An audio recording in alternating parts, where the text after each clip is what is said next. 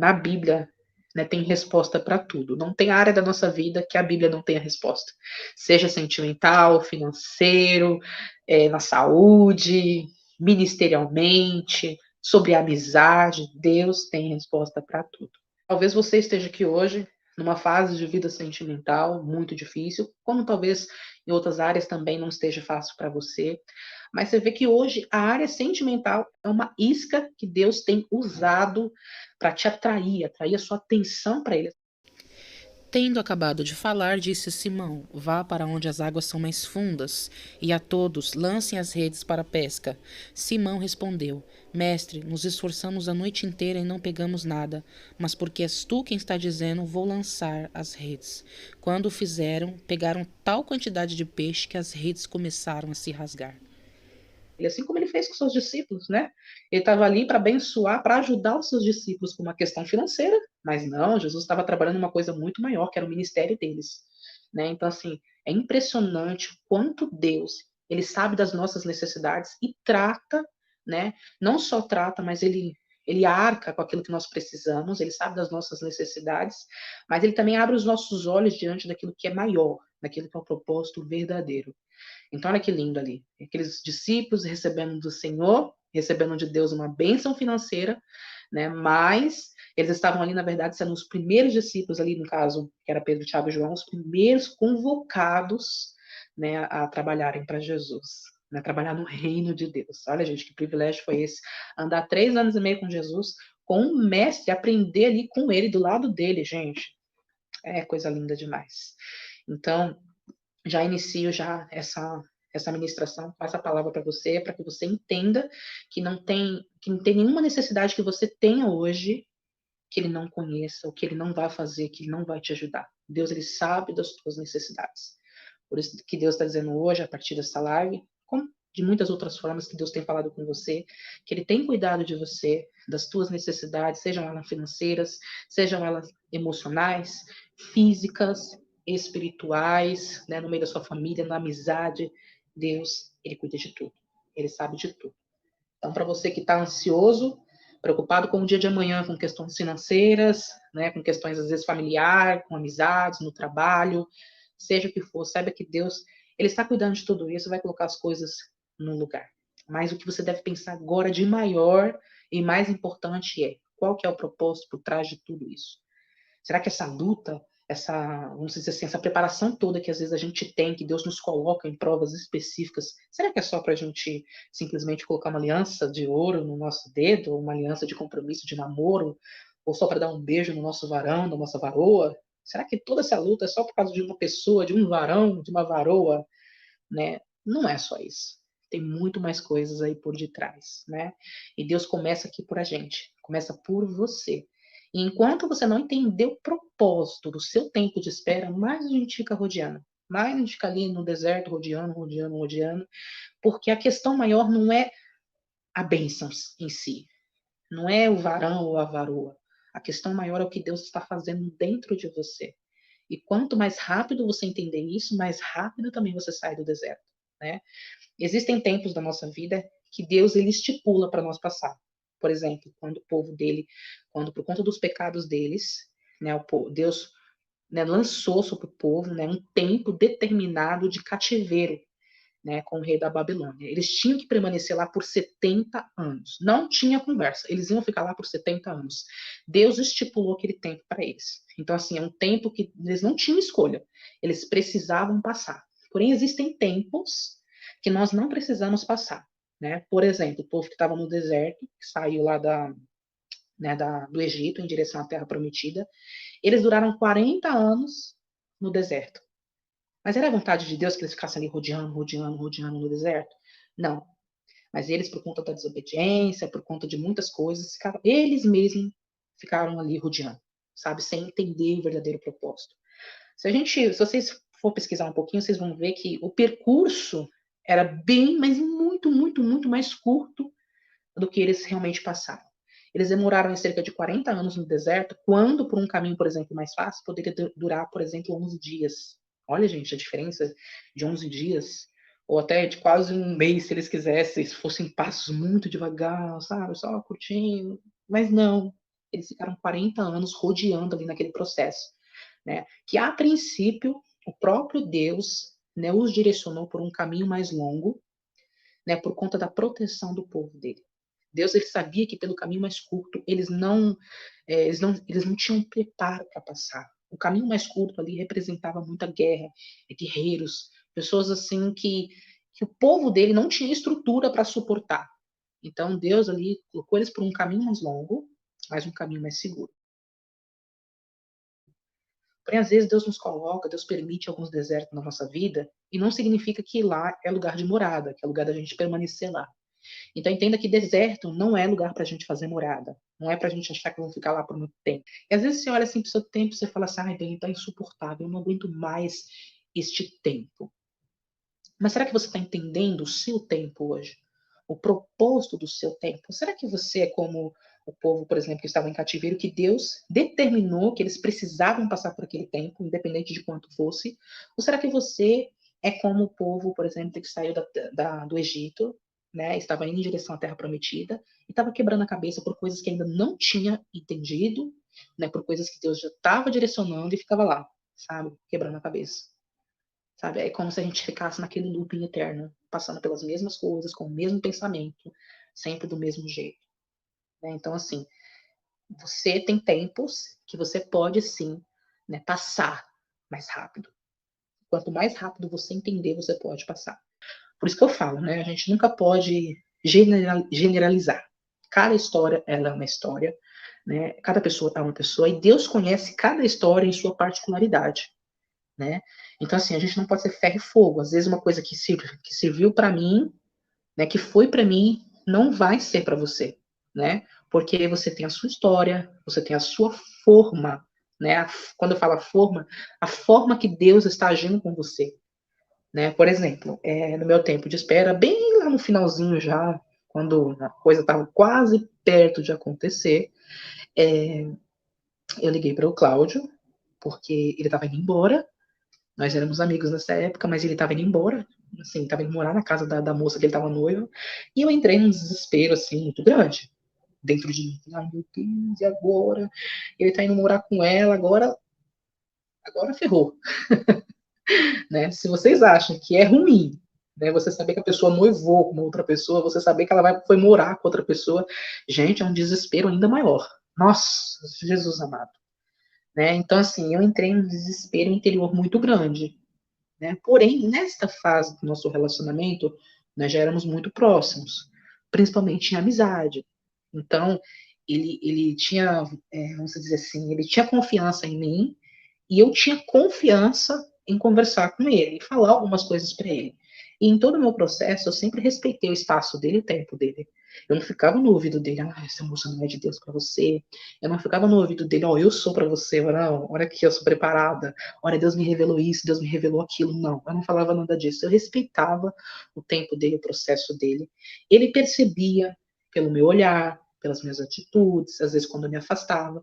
Ele sabia que eu tinha sentimentos por ele. Mas não era aquela coisa declarada que eu me expunha para ele. Mas teve um momento, já no final do nosso propósito, do nosso processo juntos, mas bem lá pro final, né? Que ele estava indo embora para morar com a moça. E eu lembro que eu mandei uma mensagem para ele, né? Eu mandei uma mensagem para ele e escrevi bem assim na mensagem SMS. Não adianta você fugir. Eu escrevi para ele. Não adianta você fugir, Jonas. Você vai, mas Deus vai te trazer de volta. Gente, eu acho que essa foi a maior atitude que eu tive em todo o meu processo, nesse sentido, de tomar uma atitude diante dele. Mas eu mandei essa mensagem para ele, porque me bateu uma revolta, assim. E não foi uma revolta ruim, sabe? No sentido que eu fiquei doida, que eu fiquei desesperada. Sim, me deu aquele desespero, me deu aquele medo, sabe? Mas era como se eu precisasse deixar bem claro para ele, né, o que eu representava na vida dele, o que Deus estava fazendo com tudo aquilo que nós estávamos vivendo, e para ele pensar bem na escolha dele. Então, só que eu fui bem ousada. Eu falei assim: você pode ir, mas você pode fugir, Jonas. Eu chamei ele de Jonas ainda. Mas Deus vai te trazer de volta. E ele ficou furioso. Né? Ele ficou furioso. Eu mandei um SMS para ele, ele começou a me ligar. Né? Eu comecei a ficar com medo de atender a ligação, porque eu sabia que se eu atendesse a ligação, ele ia me esculachar, ele ia falar um monte. Então ele ficou ligando, e eu não atendia. Né? Aí ele mandou um SMS e falou para mim: Atende esse telefone se você é mulher. Falou pra mim. Eu falei, E eu atendi o telefone, né? Eu atendi o telefone e, e ele pegou, todo arrogante. Ele falou assim pra mim, Dani, eu já fiz a minha escolha. Ó, pra vocês verem como a outra pessoa, ela entende, ela sabe o que você sente por ela, ela sabe. Eu nunca disse pra ele, ó, eu te amo. A não ser através de atitudes, através do olhar. Nunca disse pra ele, ó, você é pra mim, ou Deus te prometeu pra mim. Porém, ele sabia de tudo isso. Por quê? Porque o nosso corpo, ele fala. A gente fala através do olhar, a gente fala através de atitudes. Então entenda que tudo que você faz, tudo que você fala, tudo que você demonstra, ainda que indiretamente, ainda que você não queira demonstrar, a outra pessoa está vendo. Então a pessoa, sabe, você tem que ser muito bom para você conseguir, vamos dizer assim, enganar bem a pessoa. A pessoa sabe quando você está com ciúmes, a pessoa sabe quando você está interessada, a pessoa sabe quando você, por exemplo, você sabe quando uma pessoa está com um olhar de malícia para você, conversa com você de uma forma maliciosa, ou te olha de uma forma maliciosa, sem dizer ao menos nada, você sabe. Só pelo olhar da pessoa, só pelo gesto dela, só pelo tom de voz dela. Então, assim, você está o tempo todo se comunicando. Você está o tempo todo falando. Não pensa você que você precisa abrir tua boca para você falar. E às vezes é exatamente isso que muitas pessoas pecam, falam demais. E às vezes falar demais prejudica. Porque a gente fala coisas que, assim, às vezes, coisas fora de tempo, fora de momento, e nos faz ouvir coisas que a gente não queria ouvir, né? Mas, enfim, eu escrevi aquela mensagem para ele, né? E ele me ligou, ou melhor, ele falou para mim, atende esse telefone, e eu atendi o telefone, e ele pegou e me confrontou através da própria palavra. E ele falou assim, você dá uma de santa, ele falou para mim, você dá uma de santa, porém você também tá fora da palavra. Ele falou desse jeito para mim. Ele falou assim para mim, na palavra de Deus diz, para você nem cobiçar o que é do próximo. Gente, ele falou isso para mim. Então, assim, me respeita. Eu sou noivo, eu já fiz a minha decisão. Aquilo na hora me calou. Né? Tipo assim, gente, eu não acredito nisso. Ele tá fazendo um monte de coisa errada e ainda eu que vou receber um sermão da parte dele. E ele falou com uma arrogância muito grande. Ele falou assim: eu estou indo para casa da minha noiva. E desligou na minha cara. Eu fiquei, tipo, nossa. Aí eu comecei a chorar, né? Comecei a chorar. Porque eu mandei aquela mensagem para ele, ele pegou pesado. E eu falei para Deus, eu falei assim, nossa, meu Deus, no fundo ele tem razão, porque eu amo, eu espero por alguém que hoje está comprometido, né? Mas Deus, ele ministrou ao meu coração o quê? Como eu falei, Deus, ele conhece toda a história num contexto. Não é só chegar ali diante de Deus e falar assim, eu estou namorando. Ou está acontecendo isso. Ou fulano falou isso. Deus, ele vê todo um contexto. O que Deus via no contexto dele?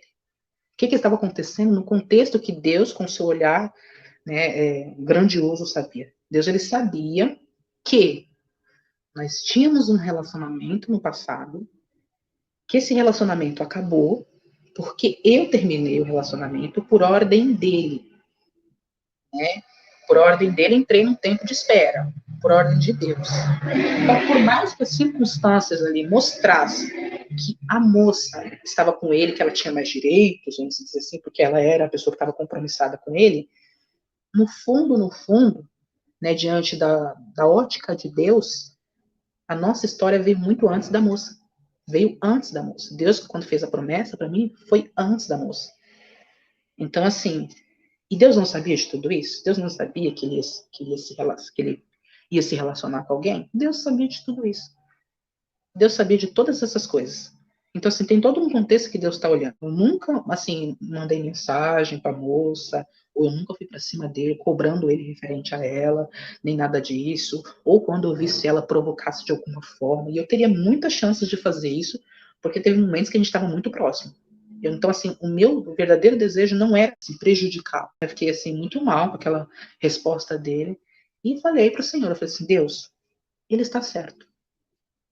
Então, se este é o tempo dele, se esse é o processo dele, tá bom. Ele vai voltar, ele vai. O Senhor falou que ele vai voltar, então ele vai. Eu falo, né? Eu falando para mim mesmo. E realmente, gente, o que aconteceu? Dentro de um mês, mais ou menos, ele voltou. Quando eu falo voltou, desistiu de morar com o moço. Não deu certo, não sei o que aconteceu lá. Na época ele não quis se abrir, não quis contar detalhes. Ele só falou que não era o que ele queria. Ficou lá um mês na casa da moça. Não eram casados, tá, gente? Cláudio não chegou a casar. Tem pessoas que têm dúvida, né? Dani, Cláudio era casado com outra pessoa. Não, Cláudio nunca foi casado. E eu também não era casado, não estava com ninguém. Assim, eu não tinha um relacionamento, assim, de namoro com ninguém também. Ele tinha, porém, o Cláudio, assim, neste tempo aí, ele era muito instável espiritualmente também. Então, assim, ele estava numa fase na igreja, de repente ele caía, não estava mais. Então, assim, ele estava. Sabe quando a pessoa tá meio assim, em cima do muro? Ele estava assim. Então, este era o tempo dele. Então eu entendi que ele precisava daquele tempo, ele precisava ver com os próprios olhos dele o que a decisão dele. Ele precisava sentir a escolha dele. Então, e Deus falou para mim, não facilite para ele. Não esteja disponível sempre que ele quiser. Né? Então, assim, faça com que ele sinta a sua falta. Se uma pessoa nunca puder sentir, né, a sua ausência, como que ela vai saber que você faz falta? Se você está sempre ali disponível para a pessoa.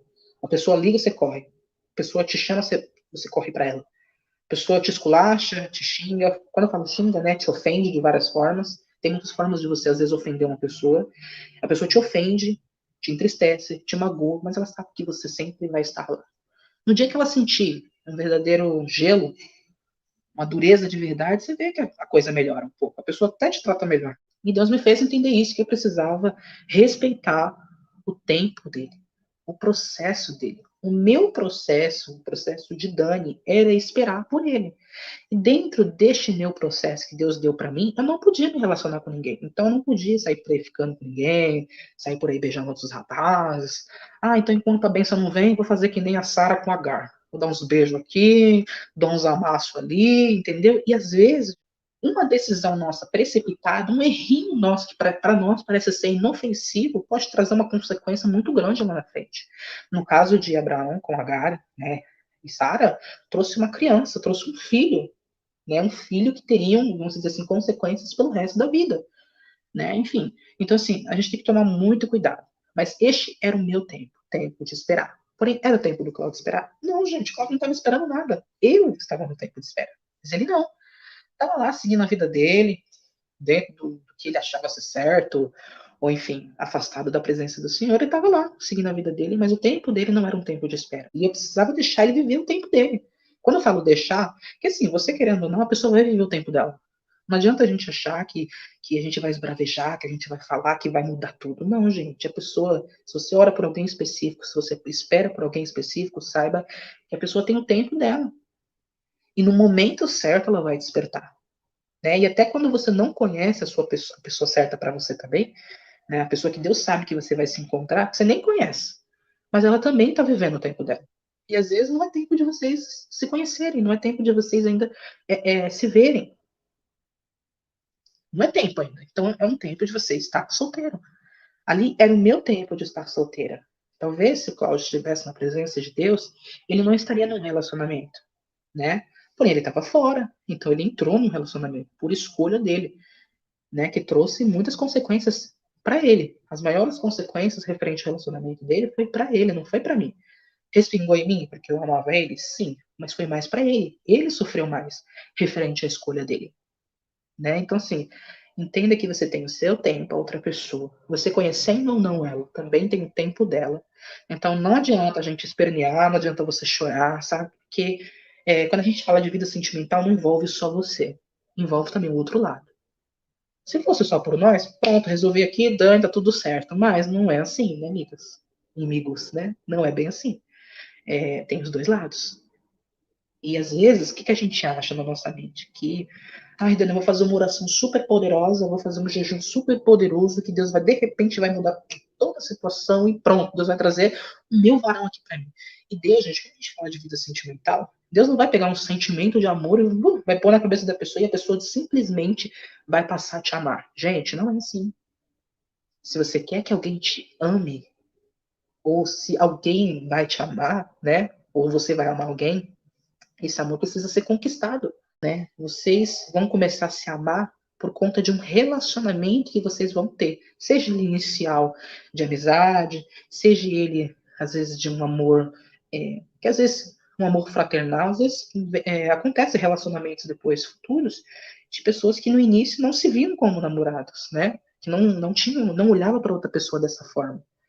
E através daquele relacionamento nasce um amor, né? Brota alguma coisa dali, o negócio evolui, né?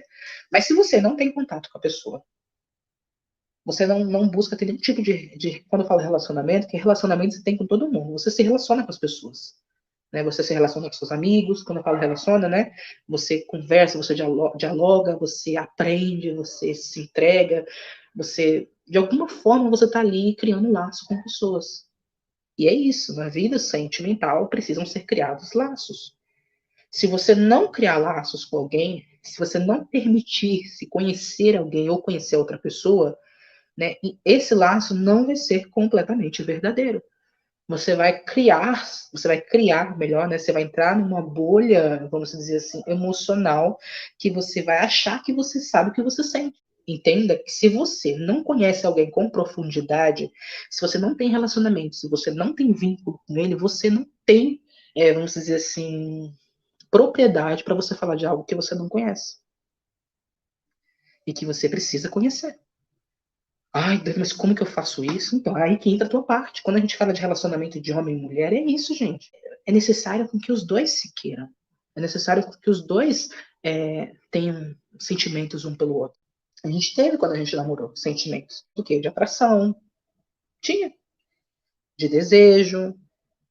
Né? A gente gostava um do outro, assim, no sentido, assim, de homem e mulher. Sabe aquela pessoa, assim, aquele amigo, aquela amiga que você fala assim, nossa, você sabe que você não vai rolar nada entre vocês porque você entende o seu sentimento por ela? Então, você sabe. Então, assim, quando a gente fala de vida sentimental, também são necessárias essas coisas. Então, assim, é necessário a atração física, né? Entre o relacionamento de homem e mulher tem atração física, tem o desejo, né?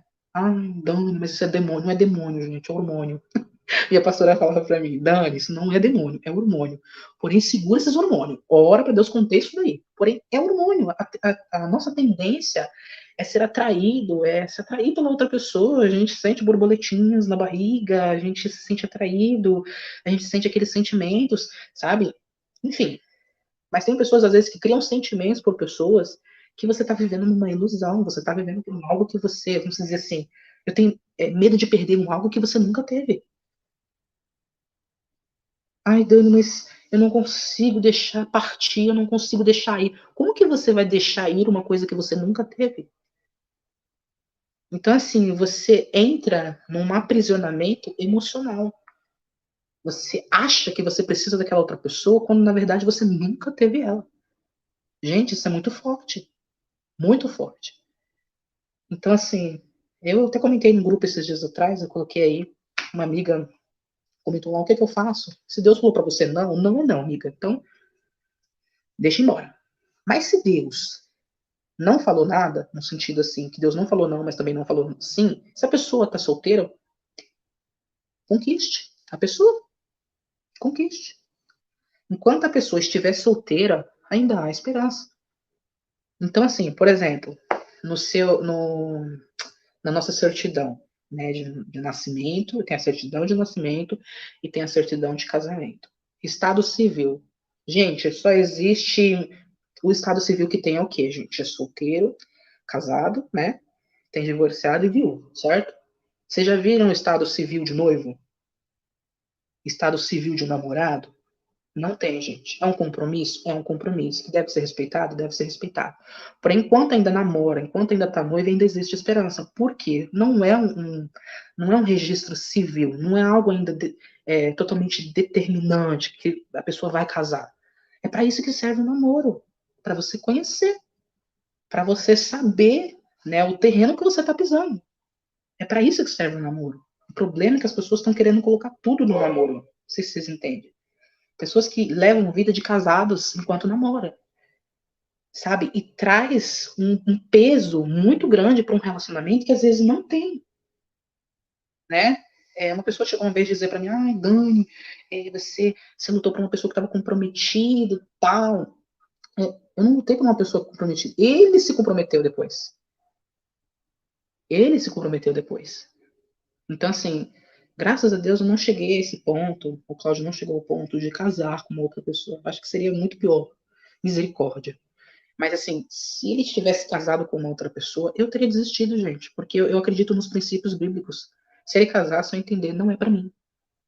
Não é a vontade de Deus para mim. Entendeu?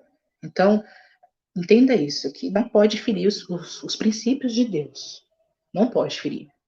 Né? Então, entenda o seu tempo. Peraí, qual que é o meu tempo hoje? Meu tempo hoje é um tempo de solteiro, então eu tenho que agir como uma pessoa solteira. Entenda o seu tempo, aproveite o seu tempo. Não que quando você casar, então, quer dizer que quando eu casar o negócio vai estreitar. Não, gente, não é que o negócio vai estreitar, que vai ser bom, vai ser maravilhoso. Vai ser maravilhoso o seu tempo de casado, mas vai ser diferente, né? Eu amo a minha fase de casado. É uma das fases que eu sou mais completamente feliz, até mais de quando eu estava solteira. Mas aí tem a ver com um sonho pessoal meu. E não significa que mulheres casadas são mais felizes que solteiras. Né? E tem pessoas que põem na sua mente que para ser feliz precisa casar. Né? Para ser feliz, você precisa estar namorando. E não, amiga. Você não precisa de homem ou de mulher para você ser feliz. Você vai fazer a vida de alguém mais feliz, ou alguém vai fazer a vida dela mais feliz, mas você não pode ficar obcecado, né, obcecada por uma pessoa, ao ponto de achar que a sua felicidade é a existência daquela pessoa, sabe? Porque você traz um lugar para aquilo que é mais do que é verdadeiro. Você só não consegue viver sem Deus, você respira por causa de Deus. Você acordou hoje por causa de Deus. Então não diga, eu morro sem tal pessoa. Você morre se Deus tirar seu fôlego. Você morre se Deus tirar toda a sua saúde. Sabe? Então, assim, se você trazer peso a mais, né, não que pessoas não são importantes, elas são. Porém, você precisa entender qual que é o seu lugar e qual que é o lugar de Deus na sua vida. Deus é topo, gente. Deus é o principal. Não dependa emocionalmente de pessoas. Porque se você se colocar na dependência de alguém, quando esse alguém não estiver, você vai desmoronar. Deus conhece o seu coração. Deus sabe a medida certa de agir com você e o porquê ele permite com que você passe o que você está passando.